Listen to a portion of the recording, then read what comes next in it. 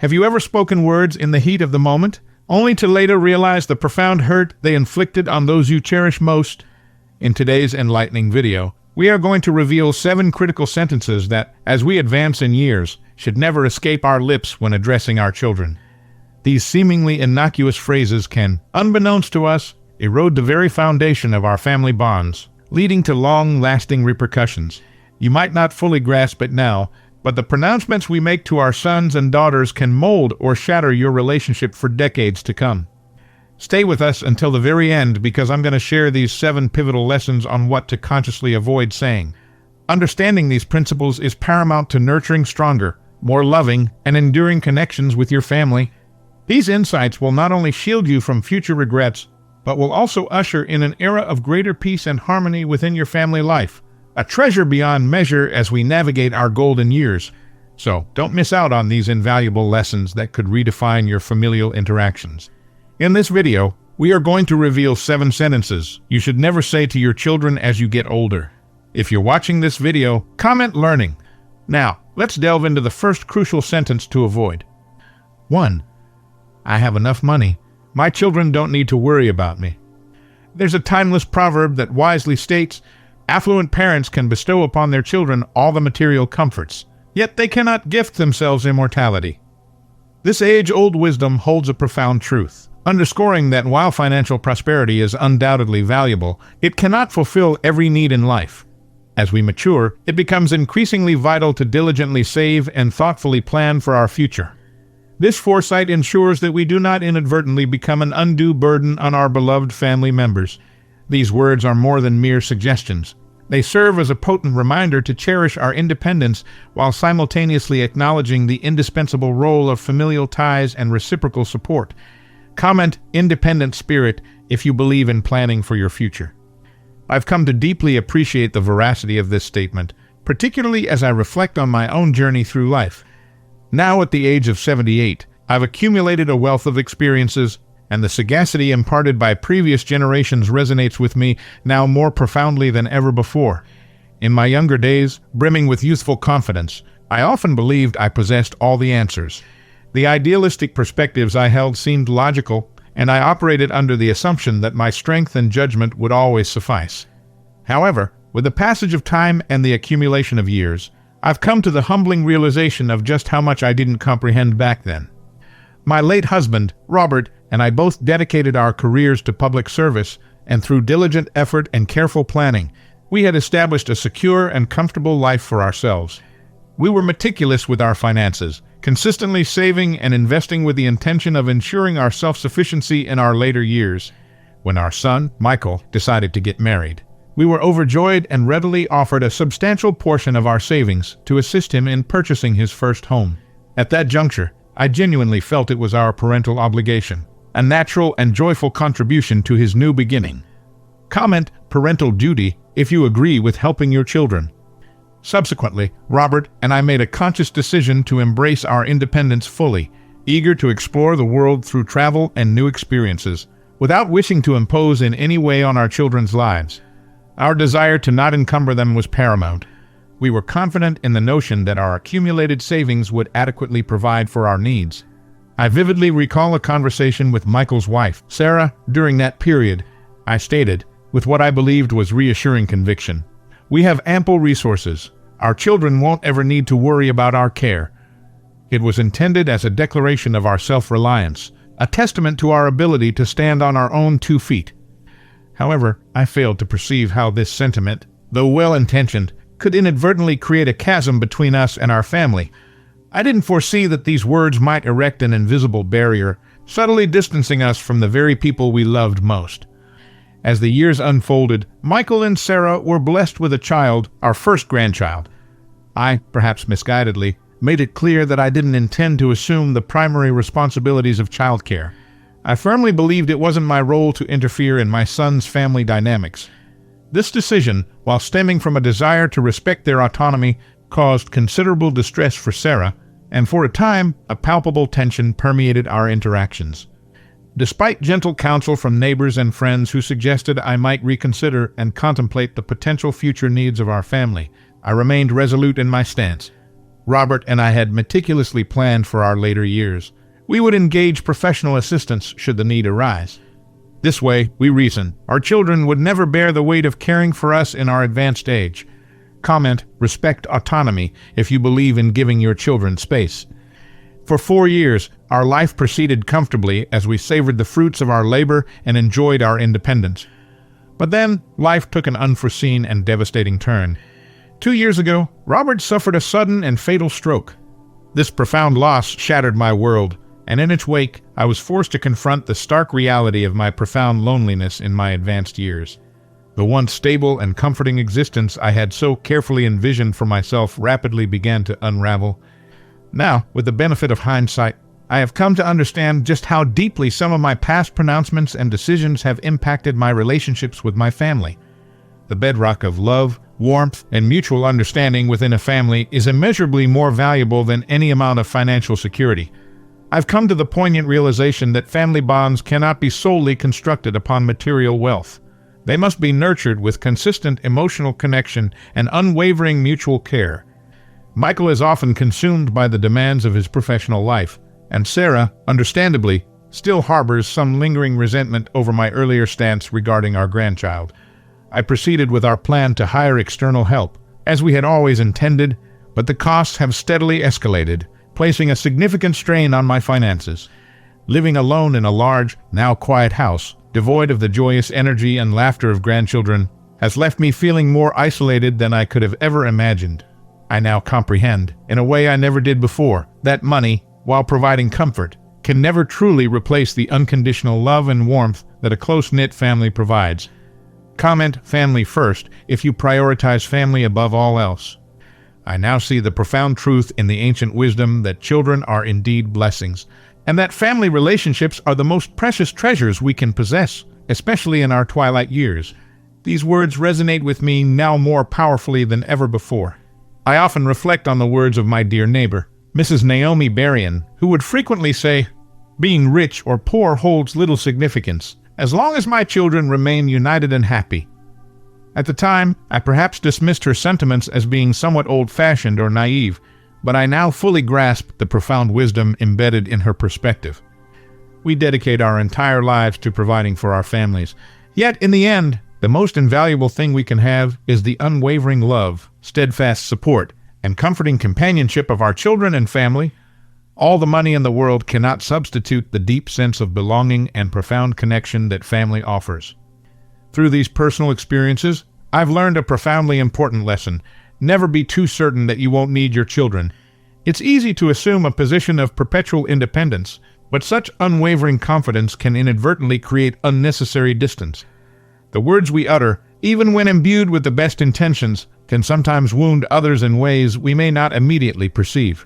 The relationships we cultivate with our children and family should not be defined by financial considerations, but rather by the enduring principles of love, compassion, and mutual understanding. As I continue my journey through the later stages of life, I have come to deeply appreciate the inestimable value of time spent with loved ones. It is not the accumulation of wealth, but the consistent presence and genuine affection of our family that imbues life with true meaning.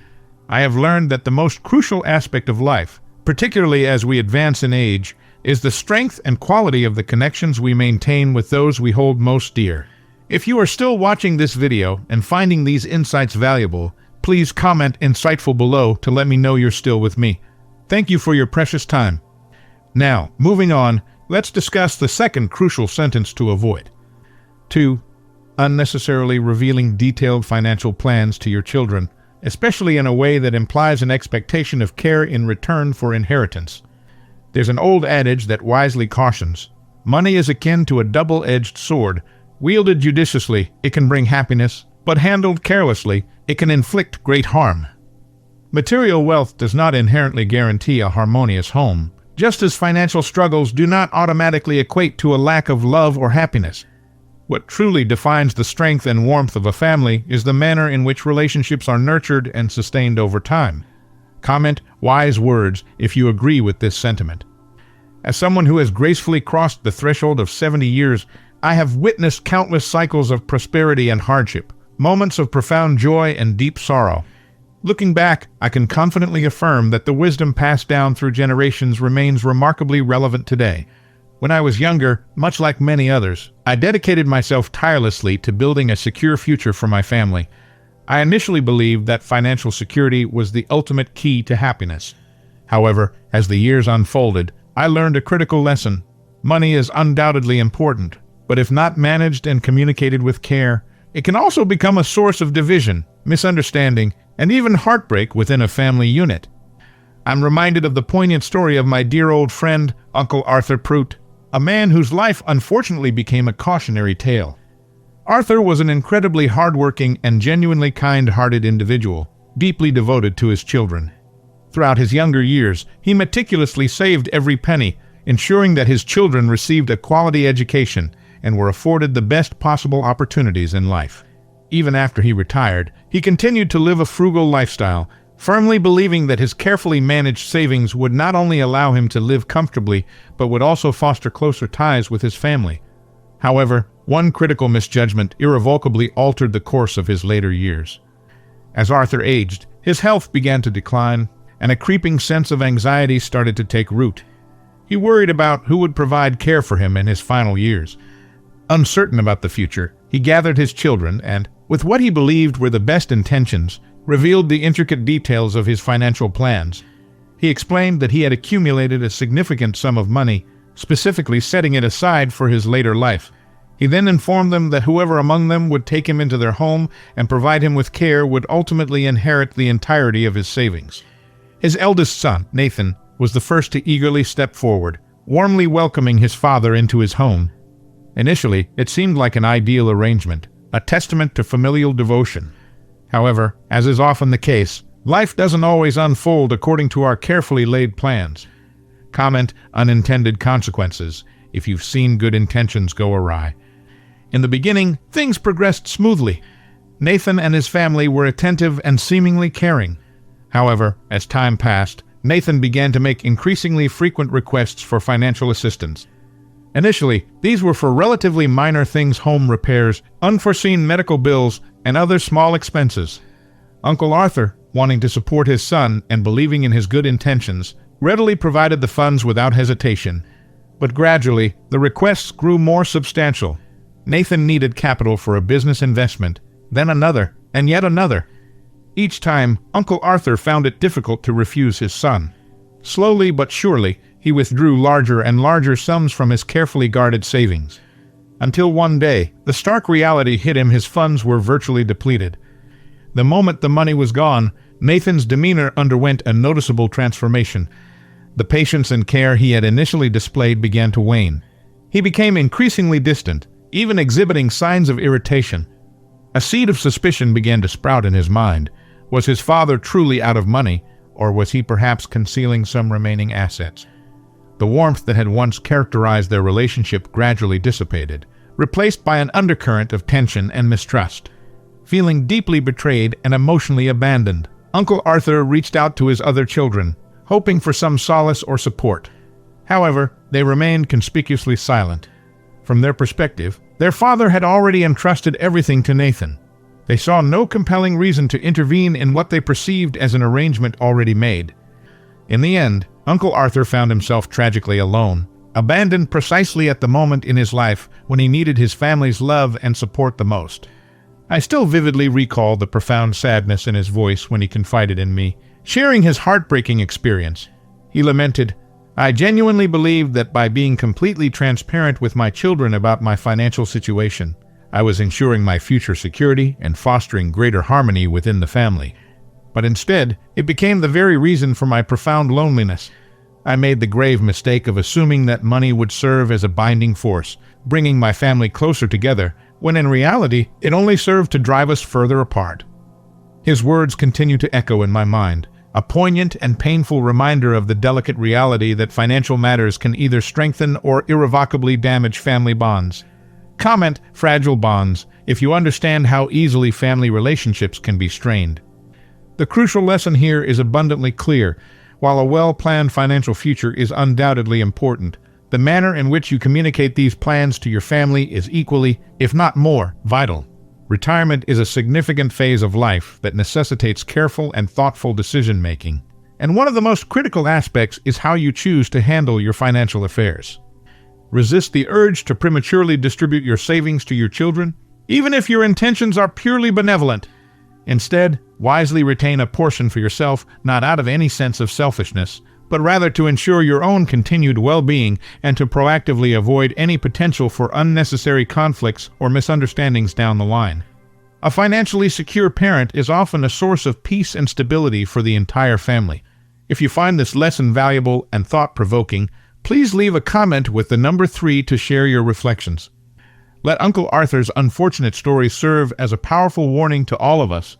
Prioritize protecting not only your financial security, but also, and perhaps more importantly, the precious and irreplaceable bonds you share with your loved ones.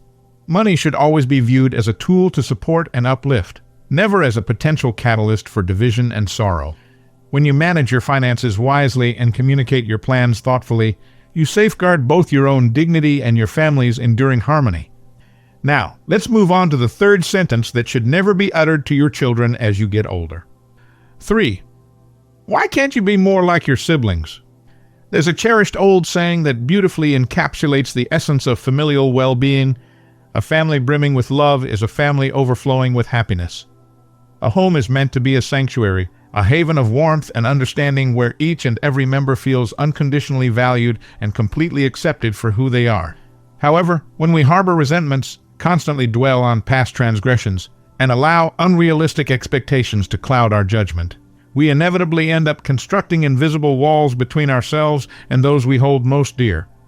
Over time, these metaphorical walls grow taller and more formidable, and before we fully comprehend the consequences, we may find ourselves isolated, trapped in the very loneliness we desperately sought to avoid. Comment unconditional love if you believe in accepting your children for who they are. Having gracefully navigated over 70 years of life, I have been privy to countless narratives of family relationships, some radiating with profound love and unwavering support, while others were sadly burdened by persistent misunderstandings and deep-seated resentment. Through these myriad experiences, I have come to the profound realization that within a family, it is often not about definitively determining who is right or who is wrong. Instead, the true strength of a family lies in its ability to find a way to love and accept each other wholeheartedly, despite the inevitable differences and imperfections that make each individual unique. One particular story that has remained etched in my memory is that of my old friend, Mr. Daniel Newhouse, and his son, Brandon. Their journey together imparted a deeply valuable lesson about the transformative power of acceptance, the enduring strength of unconditional love, and the often unintended harm that parental expectations can inflict. Daniel was a man who held immense pride in his family, and like many devoted parents, he harbored only the best aspirations for his children. However, his love, perhaps unintentionally, came with certain conditions attached. He firmly believed that true success in life was primarily measured by external factors such as social status, material wealth, and widespread recognition. His son, Brandon, unfortunately, did not neatly fit into this rather rigid mold. Unlike his cousins, who had pursued advanced degrees and embarked on prestigious careers in high-profile fields, Brandon was a more grounded and unassuming young man with simpler, perhaps less outwardly glamorous, dreams. He may not have held a high-paying corporate job or possessed an impressive academic pedigree, but he was undeniably hardworking, unfailingly honest, and genuinely kind-hearted. Yet, in Daniel's eyes, these admirable qualities often seemed insufficient. Time and again, Daniel would draw unfavorable comparisons between Brandon and his more conventionally successful relatives, frequently questioning why Brandon couldn't emulate their achievements. "Why can't you be more like your cousins, Michael and Jessica?" he would often ask, his voice tinged with a mixture of concern and disappointment. "Look at them. They have stable jobs, earn a comfortable living, and they make our family proud. Why must you always seem to struggle?" Comment harmful comparisons, if you believe comparing children is detrimental. Though Daniel's words undoubtedly stemmed from a place of parental concern and a genuine desire for Brandon's well-being, they only served to deepen the existing wounds in Brandon's heart. No matter how diligently he worked or how earnestly he tried, it seemed he could never quite measure up to his father's expectations. I vividly recall a heartfelt conversation I once had with Brandon during a particularly difficult period. He confided in me, his voice heavy with resignation.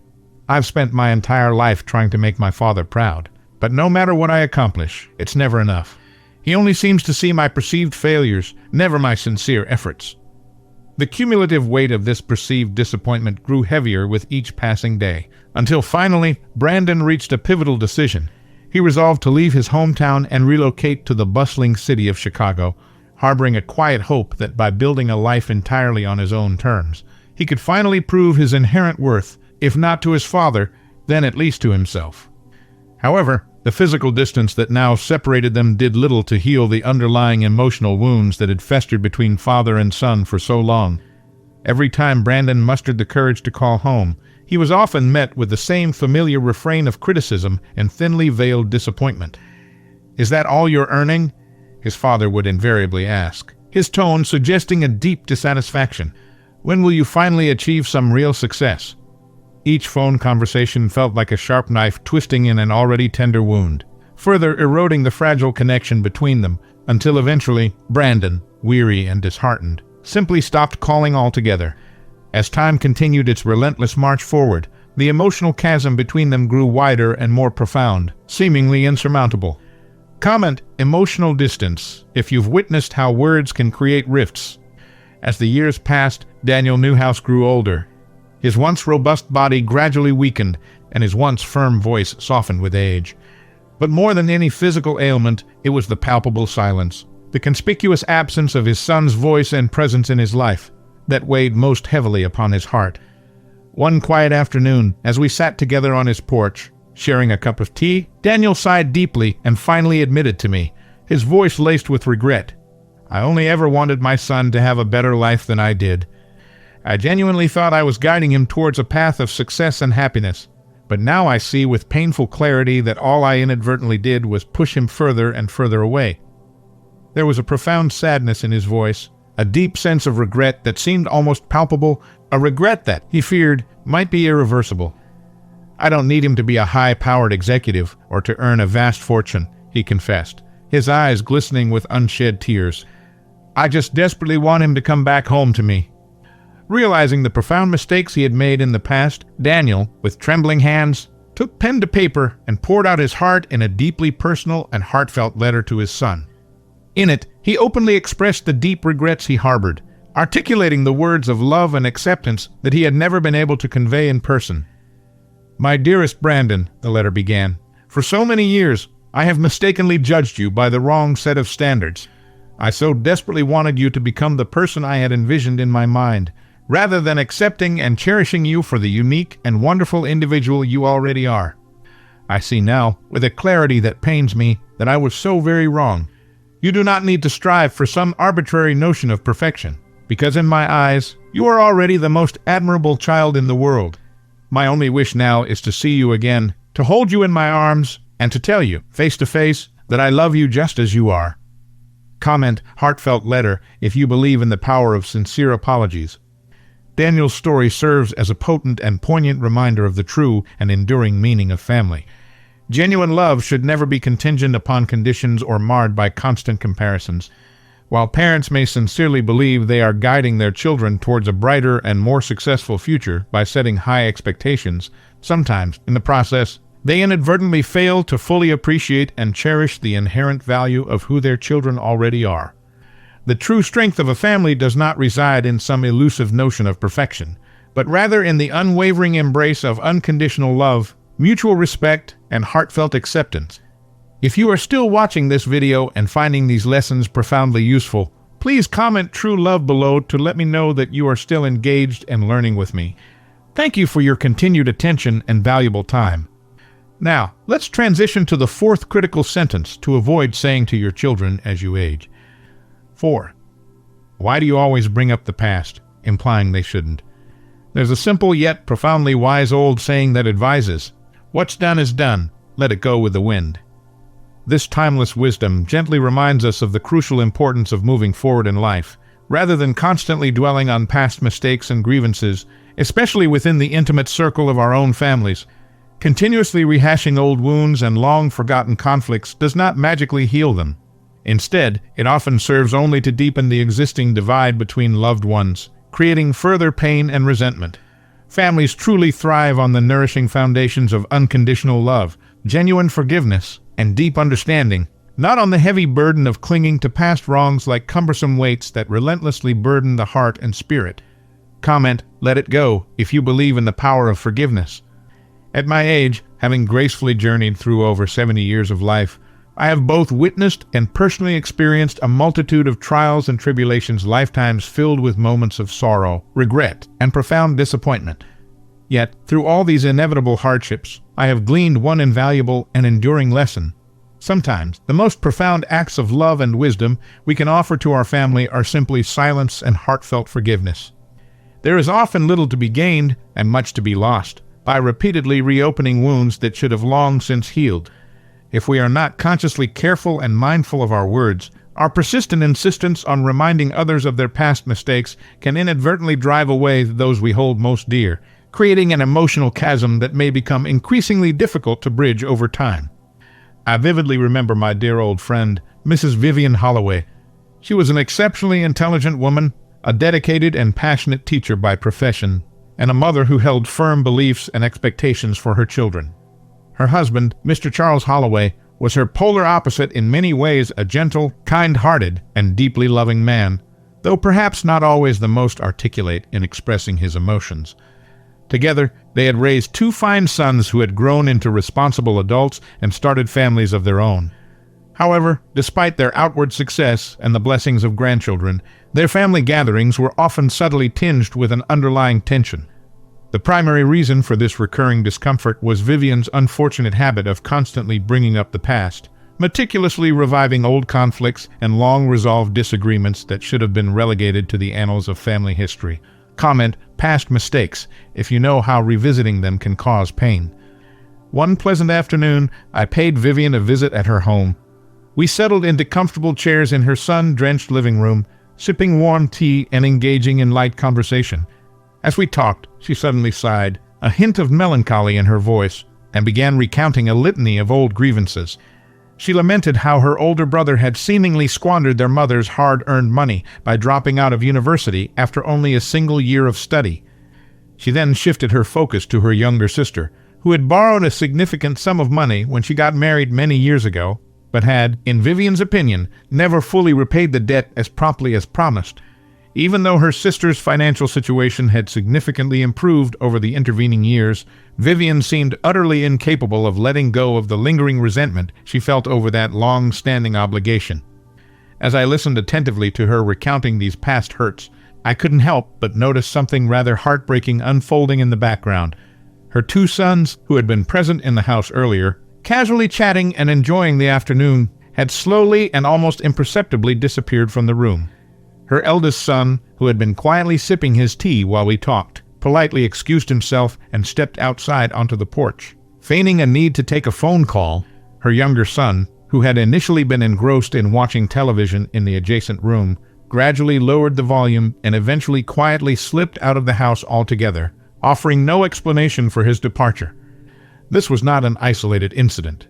It was a familiar pattern I had observed on numerous occasions during my visits to the Holloway household. Her sons still dutifully visited their parents out of a sense of obligation, but there was a palpable emotional distance that seemed to stretch between them like an invisible barrier. They rarely stayed for extended periods or engaged in deep, meaningful conversations with their mother.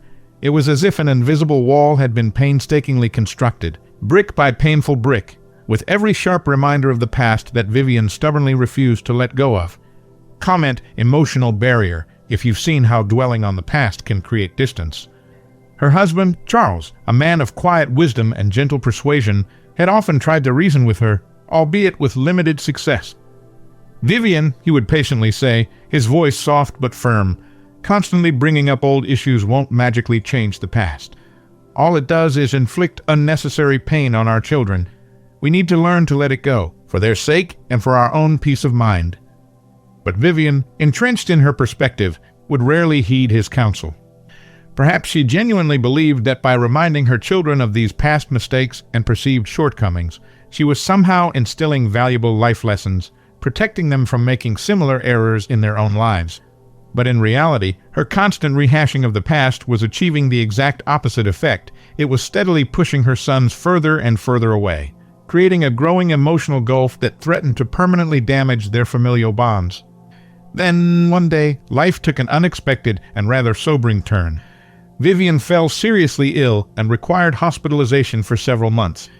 During that extended period of solitude and reflection, she had ample time to contemplate her life and the various choices she had made. While her sons diligently ensured she received the best possible medical care, sending money for her treatment and making occasional visits to the hospital, the warmth and genuine affection she had once perhaps taken for granted seemed to have significantly diminished. The spontaneous laughter and lively conversations that had once filled their family home had sadly faded into a heavy silence. There were no lingering, affectionate visits, no deep and meaningful discussions around the dinner table. Family meals, once a cherished tradition, had become rare and rather perfunctory affairs, marked more by a sense of obligation than genuine connection. Comment, silent regret, if you understand the pain of lost connection. Lying in that sterile hospital bed, surrounded only by her own thoughts and the hushed sounds of the medical ward, Vivian finally began to truly comprehend the heavy price she had paid for her unwavering unwillingness to let go of the past. One quiet evening, as I sat by her bedside, offering her what comfort I could, she looked at me with weary eyes, a profound sadness etched on her face. "I always thought," she confessed, her voice barely above a whisper, "that by constantly reminding my children of their past mistakes and the perceived failings of others in our family, I was somehow teaching them important life lessons. But all I have truly accomplished is driving them away.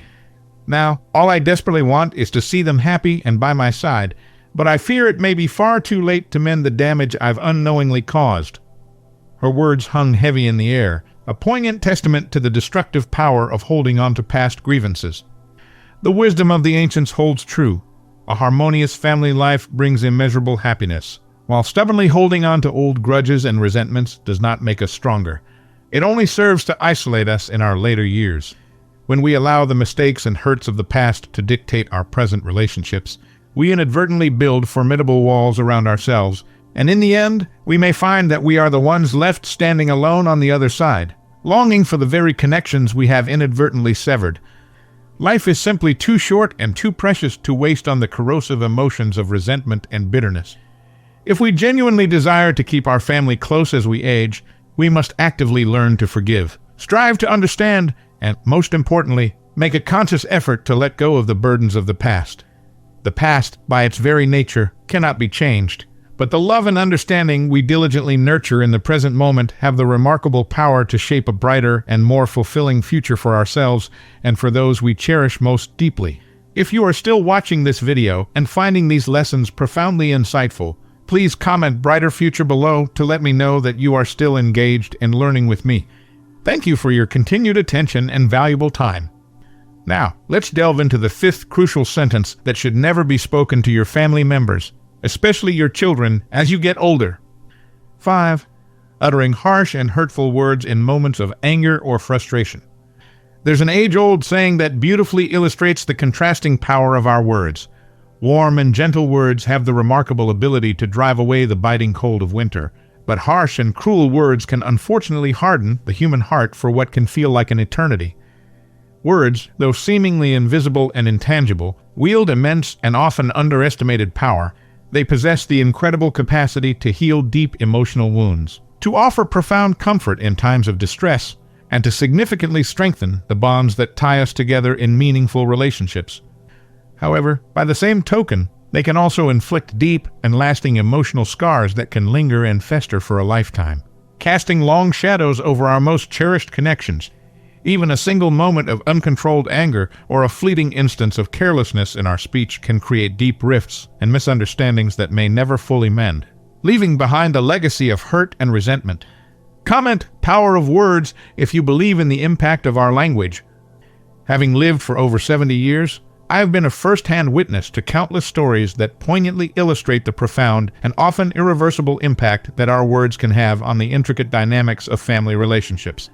One of the most heartbreaking and enduring examples that remains etched in my memory is the story of my dear old friend, Mrs. Wilma Johnson. She was undeniably a strong and determined woman, possessing a resilient spirit. Yet, despite her inner fortitude, the harsh and critical words she frequently uttered over the course of many years left an undeniable and irreparable trail of damage within the delicate fabric of her family. In her younger years, Wilma had a daughter named Maya, who was the youngest of her 3 children. Unlike her 2 older brothers, Maya did not have the same opportunities to pursue higher education.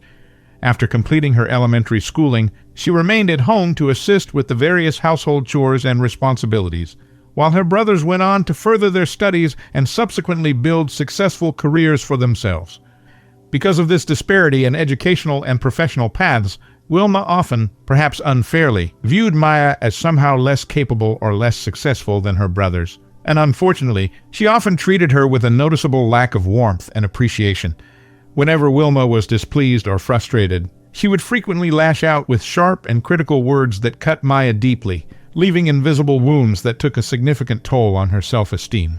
She would often say things like, "You're simply not as capable as your brothers," or "Other people seem to manage so much better than you do," or even, with a harshness that belied a mother's love, "You're just a burden to this family."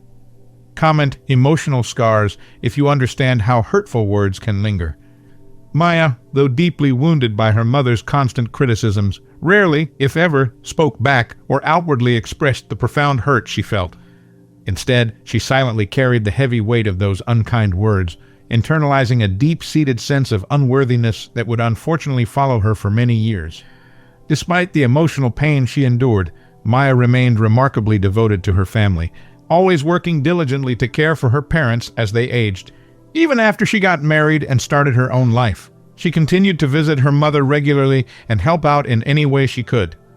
However, Wilma's critical nature, sadly, did not change over time.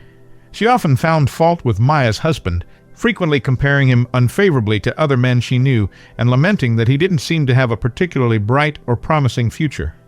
These relentless criticisms, like a series of sharp knives, slowly but surely pushed Maya further and further away, creating a significant emotional distance between mother and daughter that neither of them seemed able to effectively bridge.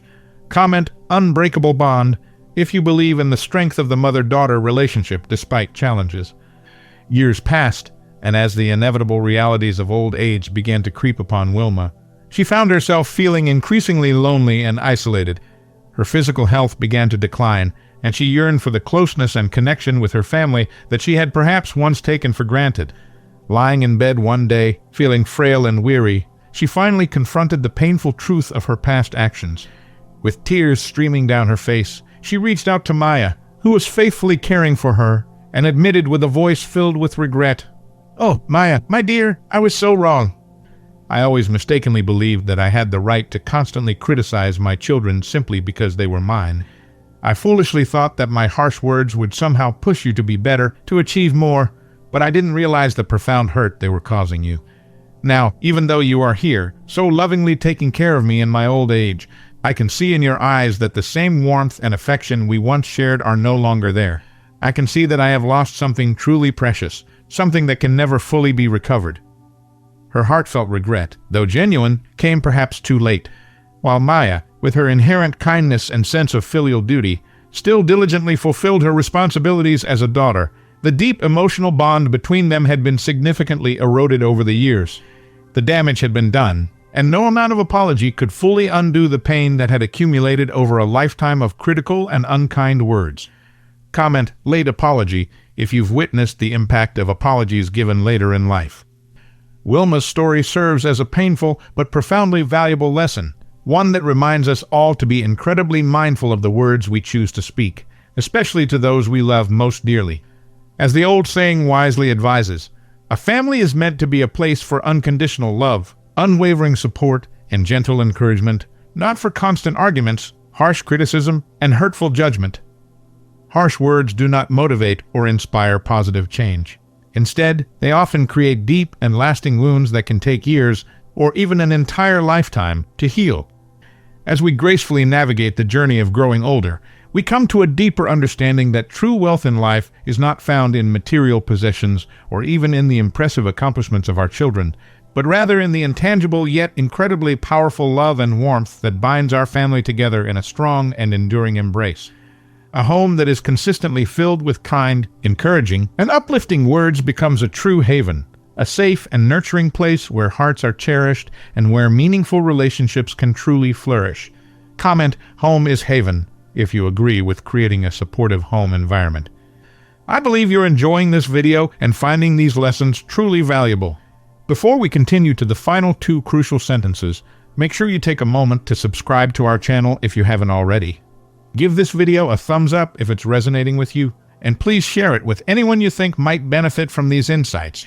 Your support helps us continue to create content that matters. Comment wonderful if you're enjoying this video. Now, let's move on to the 6th sentence that should never be said to your children as you get older. 6. You wouldn't understand. You're too young, or its implication, dismissing their feelings or opinions as less valid due to their age.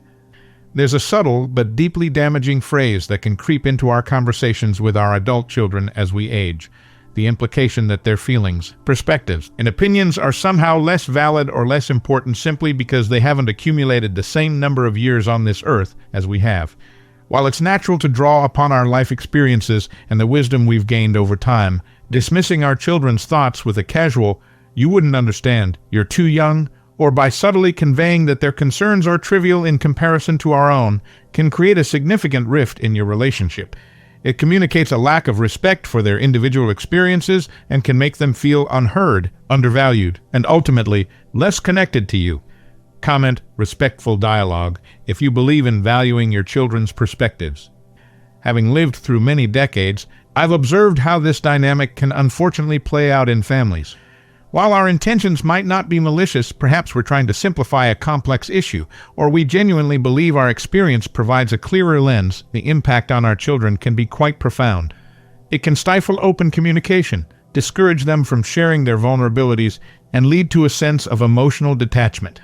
Remember, while we may have more years behind us, our children are navigating their own unique challenges and triumphs in the present moment, and their feelings and perspectives are just as real and valid as our own. I recall a conversation I had with my neighbor, Mrs. Evelyn Reed, a vibrant woman in her early 60s. She was expressing some frustration about a disagreement she'd had with her elderly mother, Mrs. Beatrice Bellwether, who was in her late 80s. Evelyn was sharing her concerns about a potential investment opportunity she was considering, one that she had carefully researched and felt quite optimistic about. However, every time she tried to explain her reasoning to her mother, Beatrice would wave her hand dismissively and say things like, "Oh, Evelyn, you're still so young and inexperienced in these matters. You wouldn't understand the complexities involved. Trust me, I've seen it all before." Comment, generational gap, if you've experienced differing viewpoints across generations. Evelyn, despite her own successful career and considerable life experience, felt consistently belittled and unheard by her mother's dismissive remarks. She told me, "It's not about the money, Sarah. It's about the way she makes me feel. It's like my thoughts and feelings don't matter simply because I haven't lived as long as she has. It's incredibly frustrating because I value her wisdom, but I also want her to respect my judgment and my ability to make informed decisions." This seemingly small phrase, "You wouldn't understand, you're too young," had created a significant barrier between them, making Evelyn hesitant to share her thoughts and feelings with her mother for fear of being dismissed. It eroded the sense of mutual respect and understanding that is so vital in a healthy parent-child relationship. Instead of dismissing our children's perspectives based on their age, we should strive to engage in open and respectful dialogue. Listen attentively to their concerns, acknowledge their feelings, and try to understand their viewpoints, even if they differ from our own. Share your experiences and wisdom, but do so in a way that is collaborative and respectful, rather than condescending or dismissive. Remember that your children are adults with their own unique lives, challenges, and insights. Valuing their perspectives, regardless of their age, will strengthen your bond and foster a deeper sense of connection and mutual respect. Comment, active listening, if you believe in truly hearing what your children have to say. Now, let's move on to the 7th and final crucial sentence, or rather, the type of action to avoid as you get older. 7. Making significant life decisions without consulting or informing your adult children, leading to feelings of exclusion or lack of respect. As we navigate our later years, we rightfully value our independence and the autonomy to make our own choices. However, when it comes to significant life decisions, particularly those that could directly impact our children or our family as a whole. It's crucial to consider the feelings and perspectives of our adult children. Making major decisions such as selling the family home, relocating to a different state, or making substantial financial changes without any prior discussion or even informing our children can lead to feelings of exclusion, hurt, and a sense that their opinions and concerns are not valued. This can unfortunately damage the trust and open communication that you've worked so hard to build over the years. Comment, family decisions, if you believe in involving your children in important life changes. I remember a situation involving my friend, Mr. George Finley, a widower in his late 70s. George had lived in the same family home for over 40 years, a house filled with countless memories of raising his children and the joyous occasions they had shared. His two adult children, a son named David and a daughter named Lisa, both lived in different states with their own families, but maintained regular contact with their father and often visited him. One day, out of the blue, George called David and Lisa to inform them that he had decided to sell the family home and move into a retirement community several hours away. He had already made all the arrangements, signed the papers, and was preparing for the move within the next few weeks. David and Lisa were understandably shocked and deeply hurt by their father's unilateral decision. They felt completely blindsided and excluded from a decision that held significant emotional weight for them. The family home was more than just bricks and mortar. It was a repository of cherished memories, a place they always considered their anchor. They felt that their father had not only made a major life change without their input, but had also seemingly disregarded their feelings and the sentimental value they attached to the house. Comment, sentimental value, if you understand the emotional connection to a family home. Lisa expressed her feelings to me, saying, "It's not that we wouldn't have supported his decision if he felt it was the right move for him, Sarah. It's the fact that he didn't even talk to us about it. We felt like he didn't trust us enough to share his thoughts or value our opinions. It made us feel like we were no longer really a part of his life." This lack of communication created a significant strain in their relationship with their father. While they eventually came to terms with his decision, the initial hurt and feeling of exclusion lingered for a long time. While it's essential to maintain your independence as you age, remember that your adult children are still deeply invested in your well-being and your happiness. Involving them in significant life decisions, or at the very least keeping them informed, demonstrates respect for their feelings and strengthens your familial bonds. It allows for open communication, provides an opportunity for them to offer support or alternative perspectives, and ultimately fosters a greater sense of unity and connection within the family. Comment, open communication, if you value honest and transparent conversations with your children. And there you have it, 7 critical sentences or types of actions to consciously avoid as you get older to ensure you maintain strong, loving, and harmonious relationships with your children. Remember, the words we speak and the actions we take have a profound impact on those we love most. By being mindful of our communication and prioritizing respect, understanding, and open dialogue, we can foster deeper connections and create a legacy of love and warmth that will last for generations to come. Thank you so much for joining me on this important discussion today. I truly hope these insights have been valuable and thought-provoking for you. Before you go, please take a moment to subscribe to our channel for more insightful content on family relationships and aging gracefully. Give this video a like if you found it helpful, and share it with your friends and family who might also benefit from these lessons. And before you click away, be sure to check out some of our other interesting videos on this channel. We have a wealth of content designed to help you navigate the joys and challenges of life, build stronger relationships, and live a more fulfilling and meaningful life. You can find playlists and recommendations right here on the screen. We truly appreciate your support and look forward to seeing you in our next video.